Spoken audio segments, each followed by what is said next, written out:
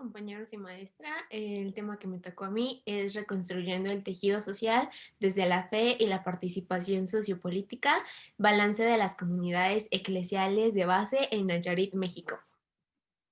Y pues bienvenidos, comencemos con el recorrido. ¿Qué son las comunidades eclesiales de base? Primero aquí puse algunas de las características donde la premisa es la pobreza, donde las condiciones materiales poco propicias para el desarrollo van a surgir no solamente en zonas rurales, sino también en las zonas urbanas, y las comunidades rechazan completamente la pobreza y las causas que la producen, y de hecho van a luchar contra ellas. Y estas son comunidades propositivas y activistas que hacen un eco en su misión religiosa o profética, donde la fe es Jesús y hacen una crítica completa al sistema y la estructura que causa la opresión y por ende la pobreza. De hecho, su ideología se basa en el reino de Dios, que tiene una connotación revolucionaria, ya que busca la reconstrucción de estructuras tanto como sociales, políticas y económicas, ya que si recordamos el reino de Dios, desde el punto de vista de los católicos, pues vaya, la mayoría que conocemos, ellos postulan que el reino de Dios está en su corazón, pero aquí existe este cambio y por ello ellos hablan de una renovación en la iglesia, en el cual el reino de Dios pues es de este cambio estructural. Y también su base ideológica es la teología de la liberación, que ellos buscan una liberación aquí en la tierra y no en el cielo. Pero para llegar a este punto existieron cuatro conferencias claves donde el objetivo es mostrar la realidad específicamente de la pobreza e injusticia que se vive en América Latina y así afianzar este modelo, pero de una manera particular a las iglesias locales o también conocidas como diócesis. De ahí que la primera conferencia se llevó a cabo en 1968 en Colombia, donde el tema principal fue la justicia social y la paz, para así lograr un impulso de vida y un desarrollo integral de los pueblos. La segunda conferencia se llevó a cabo aquí en México en 1979, donde la Iglesia Latinoamericana propuso que se convertiría en la voz de aquellos que no tienen voz. Y posteriormente a estos años, en el 84 y en el 86, se hicieron dos publicaciones sobre la teología de la liberación que más adelante vamos a analizar. Pero bueno, después de que se diera a conocer que la comunidad tenía planeado formar o crear parte de aquellos que no tienen voz, iniciaron las críticas por parte del Vaticano en Roma, ya que se hizo una crítica acerca de la ideología marxista de ayudar a los pobres. Entonces, lo que inició como una crítica es después se convirtió en una sospecha y finalmente en una indiferencia completamente de Roma contra las comunidades eclesiales. Así que ellos les dijeron que tenían que transformar completamente su movimiento eclesial. De hecho, algunos obispos dejaron pues de lado esta religión y continuaron con la visión que ya habían planteado sobre este tipo de comunidades. Y aquí es donde ya nace estrictamente lo que es la teología de la liberación, que es una orientación, contenido y una dinámica que va a ser multicultural, ya que los que formaron esta teología fueron tanto peruanos, brasileños, chilenos, uruguayos, salvadoreños, o sea, todos los de la comunidad de América Latina. Ahí la razón principal de ello es que en Latina ellos conocían completamente cuál era la indignación y la realidad social que vivían sus comunidades para mantener esta dimensión política a través de la fe y por ello justamente realizan una crítica social constante. Lo interesante de estas comunidades eclesiales es que juntan la fe y las obras para así crear una reivindicación del derecho de los pobres. No solamente se quedan en la teoría, por así decirlo, logrando así una lucha de liberación para cambiar sistemas y es muy reiterado esta idea de cambiar sistemas y estructuras que causan pobreza. La tercera conferencia episcopal fue en Santo Domingo, en Brasil, en el 92 y en el 2007, donde se aceptó el uso de la fuerza si era necesario para lograr estos cambios del sistema. Y posteriormente, aunado al término de la teología de la liberación, en 1995 por Richard, nace el término de teología de la vida, que si nosotros queremos estar de acuerdo o vivir conforme a la esencia de Dios, pues tendríamos que estar en contra pues de este capitalismo salvaje que provoca la pobreza. Y ahora viene la pregunta, ¿quiénes son ahora las comunidades eclesiales de base? De hecho, pudimos identificar como la organización eclesial, en este son de 15 a 20 religiosos y laicos. Este también es un punto interesante, ya que no solamente son puros religiosos, o sea, que profesan la fe católica, sino que ahora también se forman pues, personas normales sin profesar una fe, porque se busca que estas personas pues no sigan en la pobreza. Al principio, esta organización solamente se centraba en meditar y orar, pero como mencionamos anteriormente, deben tener también obras, así que iniciaron a hacer obras sociales entre los pobres. Otro punto es que dentro de su organización hay un secretariado ejecutivo continental, pero hay un consejo de consulta y discernimiento conformado por representantes en cada región, tanto en los países como en los estados, para analizar de manera más profunda cuáles son los problemas que tienen las comunidades. Además que ellos son portadores de la buena nueva, porque su propósito principal es crear cristianos nuevos, pero a su vez también quieren crear ciudadanos críticos. De hecho, ellos utilizan el método inductivo, que es diferente al método deductivo que utilizaban los católicos. Y en este caso, al transformar la iglesia, ellos utilizan el inductivo, que consta de 3 pasos, que es ver, analizar y actuar. El primero, ver, pues analizar la realidad de las comunidades. Segundo, analizar desde la palabra de Dios y desde una perspectiva de la teología de la liberación. Y el cuarto, pues actuar a través de obras y propuestas con los compromisos pastorales.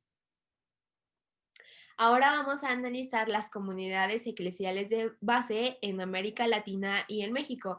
Para ello, aquí puse brevemente un contexto donde existe una praxis de entre la fe y la vida, además del método comunitario e inductivo de ver, analizar y actuar, que son promotores de la justicia. Ellos ven específicamente a los pobres como un sujeto que tiene que ser ayudado y analizado, además de asumir las consecuencias políticas y sociales de los cambios que estén realizando en pro de los pobres.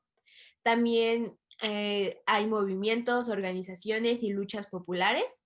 La responsabilidad social, política y económica está presente. Existe una pluralidad de tanto religiosos como laicos y de todas las personas de la comunidad de América Latina, y además del trabajo pastoral. Y aquí existe también la integración social de la mujer en estas labores comunitarias. Pero para ello hay que analizar cómo entraron las comunidades eclesiales de base en Nayarit. Por ello vamos a analizar completamente el contexto social y político de los años o de las décadas de los 50 para poder entender un poco más de lo que estaba sucediendo. De hecho, la historia de Nayarit de las 5 décadas reciente pueden entenderse como el tránsito del cacicazgo, que aquí en la primera imagen es el cacicazgo de Gilberto Flores Muñoz, al cacicazgo de Emilio M. González Parras. De hecho, la lectura nos menciona de la pobreza y la marginación aguda que existió durante estos 3 horizontes temporales. El primero fue la consolidación y auge de la hegemonía Flores Muñozista del 46 al 63. El segundo, la crisis Flores Muñozista y la transición al cacicazgo emilista del 63 al 81, y finalmente la consolidación y el auge de la hegemonía emilista del 81 al 97. Pero para entender esto hay que primero definir pues qué fue el cacicazgo en Nayarit. De hecho, lo primero que se menciona es que es la hegemonía que ejerce el cacique y esta no va a estar sujeta a ningún proceso electoral. Además que ejerció una función compensatoria ante los vacíos institucionales en el procedimiento, en el proceso de conflictos y problemas de la represión social y política, y finalmente que desempeña el papel de cohesionador entre el poder local y el poder central.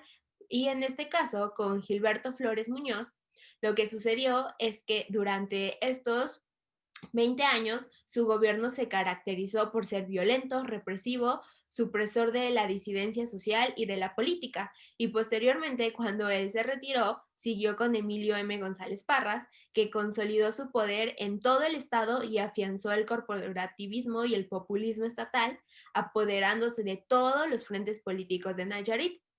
Y de hecho, lo mismo sucedió con el coronel Flores Curiel, ya que él también gobernó con mano de hierro, persiguió sin cuartel a los hombres y las mujeres que habían participado en los movimientos que habían nacido como respuesta a la situación social y política que estaba viviendo Nayarit. Y de hecho, él es muy conocido por lo que sucedió en la Noche Negra en Nayarit. Aquí se nos menciona a Alejandro Gascón Mercado, y vamos a analizar cuál fue el movimiento que nació como respuesta a esta situación política. Aquí en el número 4 pueden ver a Alejandro Gascón Mercado. De hecho, su movimiento se conoce como el gasconismo, el cual es la identidad de este grupo se estructuraba en dos mecanismos de inclusión y de exclusión, donde los adversarios era la burguesía, el imperialismo, el fascismo, el Estado mexicano y sobre todo el cacicazgo, pues vaya, que reinaba en Nayarit, mientras que sus aliados eran todos aquellos que coincidieran con esta lucha histórica del proletariado o con los intereses concretos del pueblo, sin importar pues de dónde vinieran estos contingentes. De hecho, si quieren saber más información, abajo les voy a dejar un link que los va a guiar a conocer más sobre esta historia. El título del ensayo es El gasconismo surgiendo de una cultura política y regional. Posteriormente, esto sucedió en la década de los 60 y los 70. Ahora hay que pasar a lo que sucedió en los años 80, aquí mismo en Nayarit, y pues fue el surgimiento de una sociedad crítica y consciente de la participación ante las situaciones adversas que ya se habían vivido. Por ello es que en esta década surgieron muchísimos movimientos sociales. El primero fue el movimiento urbano popular, los cuales exigían o luchaban por el suelo, de tener un lugar digno para vivir. También la Organización de Tierra y Libertad, el cual tenía como propósito la creación de proyectos populares. De nuevo, ratifica aquí la idea de mejor calidad de vida en la ciudad. Posteriormente, estas expresiones de inconformidad a través de los movimientos no solamente se quedaron en la tierra por los campesinos, sino también se segregó a otros sectores o comunidades que fueron los maiceros y los tabaqueros. Y finalmente, en esta década, fue la emergencia de la Unión de Ejidos de Lázaro Cárdenas. Posteriormente, en la década de los 90, fue un fenómeno a nivel nacional la reprivatización de la industria cigarrera y también de los beneficios que se tenían en el tabaco, y las consecuencias fueron que 3 de las fábricas o de las industrias más grandes pues tuvieron que cerrar, en este caso Tabamex, Extamex y Tabacos Azteca. También esta situación se extrapoló al café a consecuencias de los cambios en plan internacional, y fue el cierre del Instituto Mexicano del Café. Y específicamente, regresando a Nayarit, lo que sucedió en el turismo fue algo muy parecido, ya que las personas volvieron a luchar por sus tierras, ya que el gobierno hizo concesiones o fideicomisos, literalmente, donde fueron despojados de sus tierras y también fueron reubicados, pero en zonas y en condiciones peores en las que se encontraban. Y finalmente, en esta década nacen organizaciones civiles en pro de los derechos humanos debido a estas 3 décadas largas donde se había, vaya, violentado completamente los derechos humanos de las personas o de los habitantes de Nayarit. Y es así como la sociedad, pues vaya, ya estaba cansada de todas estas 3 décadas que acabamos de analizar, de problemas sociales, políticos y económicos. Por lo tanto, era el caldo cultivo perfecto que alimentó que las comunidades eclesiales de base pues se pudieran establecer de una manera adecuada y que la gente las aceptara en Nayarit. Así que por eso aquí planteo la solución de la pobreza de las comunidades eclesiales de base en Nayarit. Y lo primero que atrajo a la gente es que tenían acciones reales, es decir, sus proyectos de economía solidaria no solamente se centraban en ir y ayudar a los pobres de una manera normal, o sea, como de te voy a dar esto y hasta ahí, ¿no? O sea, no, sus proyectos realmente eran estrategias. Por ejemplo, crearon una comercializadora, cajas de ahorro, hospitales, medicina alternativa y de salud.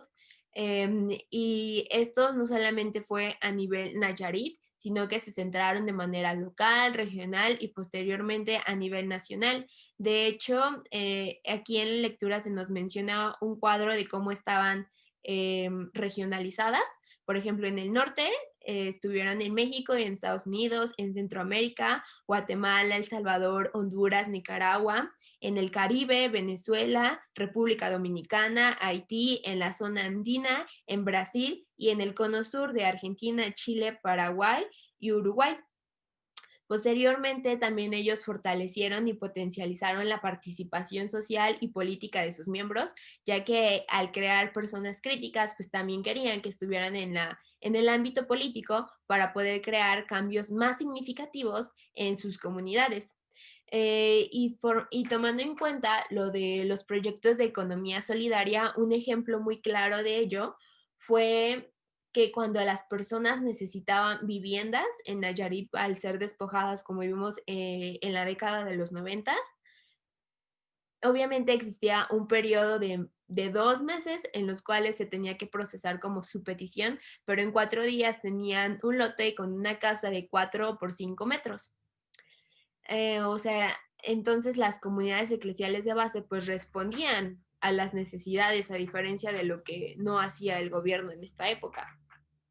También generaron acciones sociales en beneficio de las comunidades y restablecieron ese tejido social que ya venía deteriorándose día a día desde hace 3 décadas. Y finalmente se hizo una superación pues de las prácticas que tradicionalmente están relacionadas solamente a la religión. Pero pues ahora la pregunta es, ¿qué sucedió con las comunidades eclesiales de base? Porque pues en realidad ya no es como muy sonado escuchar acerca de estas comunidades. Y el problema surgió después de la década de los 90.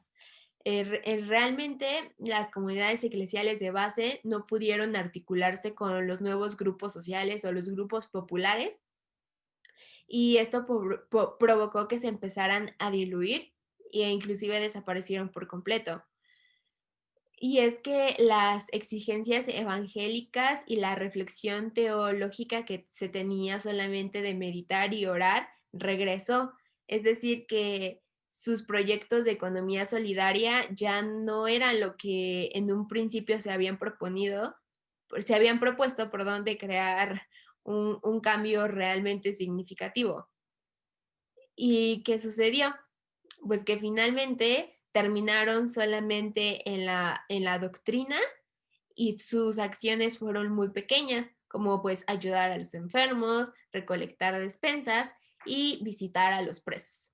Entonces aquí vemos como un contexto social, sobre todo el primero de la década de los 60, pues fue el más significativo, pues para crear un panorama necesario o casi perfecto para que las comunidades eclesiales de base pues pudieran despegar en México y sobre todo en Nayarit, pero también a la vez en los 90 pues vemos como la incapacidad de este movimiento pues para adaptarse a las nuevas normalidades pues provocó que se diluyera. De hecho, hoy si buscamos sobre las comunidades eclesiales de base, todavía existen en México y en América Latina, pero pues su movimiento ya no es tan grande como hoy en día, como lo era hace 20 años, ¿no? Y pues esto ha sido todo de mi parte y pues gracias por su atención.